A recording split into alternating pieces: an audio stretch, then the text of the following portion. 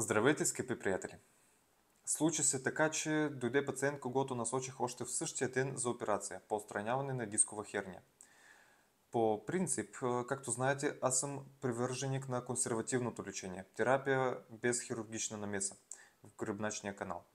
Без отстраняване, без импланти, т.е. по възможност да се избегне операция. Защото въпреки, че усложненията не са чести, операцията все пак е инвазивна и сложна процедура. По-добре е да се мине без нея, ако е възможно. Но кога все пак трябва да се пристъпи към операция? Пациентът се оплакваше от болки в двата крака, и левия и десния, включително в пръстците. Понякога му изтрипваше дясната пета, понякога лявото бедро, понякога дясната седалищна област. И имаше тревожен симптом – изтръпване в областта на перинеума и скротума. Това, разбира се, много ме обезпокои. Имало е друг пациент с подобна симптоматика в миналото, когато тепърва започнах практиката си и тогава случаят беше силно забавен. Мъжът се подложи на операция твърде късно и след това останаха остатъчни симптоми, които е по-добре да се избегнат. Имаше пареза на стъпалото. При прегледа установихме отслабени колени и ахилесови рефлекси. Кожната чувствителност беше запазена. Силата на стъпалата нормална, но имаше изразен антиалгичен сколиоз. Беше силно приведен. Трябва да отбележа, че това видео е насочено към лекари, но всеки, който иска да се информира, също е добре дошъл. На какво трябва да обърнем внимание? Ясно е, че при дискови хернии могат да се засягат определени коренчета.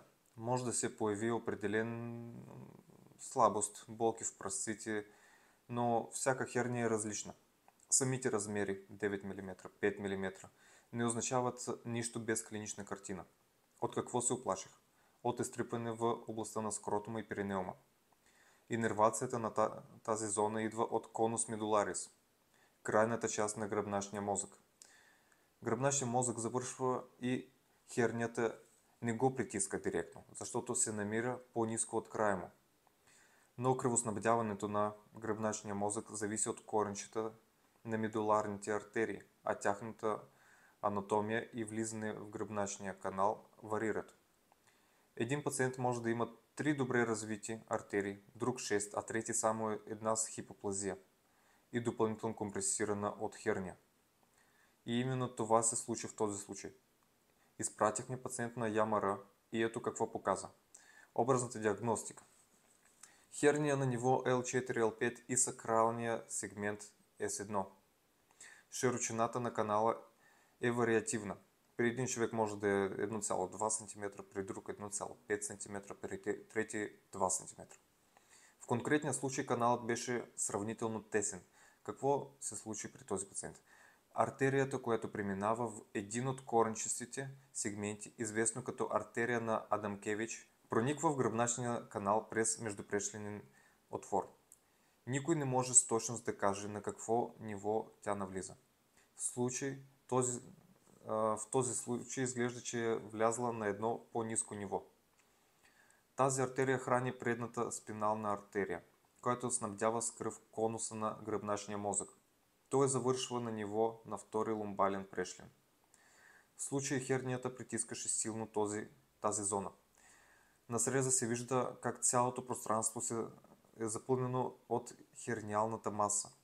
Не остава място, където артерията да функционира нормално. Възниква въпросът, оцеляла ли е артерията на Адамкевич и функционира ли предната спинална артерия? Налице ли е исхемия? Защото ако тази артерия престане да захранва конуса на гръбначния мозък, резултатът може да бъде много опасен. Вече имаше предупредителни знаци, изтръпване в областта на скротума и перинеума, който е сериозен и тревожен симптом. Парези на стъпалата, болки в двата крака, неприятни усещания, които не са типични при обикновена дискова херния. При класическа херния се засяга едната страна, един крак, един прасец, едно стъпало, без симптоми в перинеума или скротума. След като видяхме тази картина на ЯМР, незабавно насочихме пациента към неврохирурзи. В този случай няма място за консервативно лечение. Ако сте разумен човек и лекар, няма да поемете отговорността пациентът да остане инвалид с така наречена миелна исхемия. състояние подобно на инфаркт на гръбначния мозък. Затова, колеги, случват се такива сериозни състояния. Бъдете внимателни, бдителни и не пропускайте подобни симптоми, защото последствията може да са тежки. По-добре да се направи операция и пациентът да се възстановява 3 месеца, отколкото да се стигне до необратими увреждания. Оставете вашите коментари, включете се в групата, задавайте въпроси. Благодарим ви за активността. До скоро!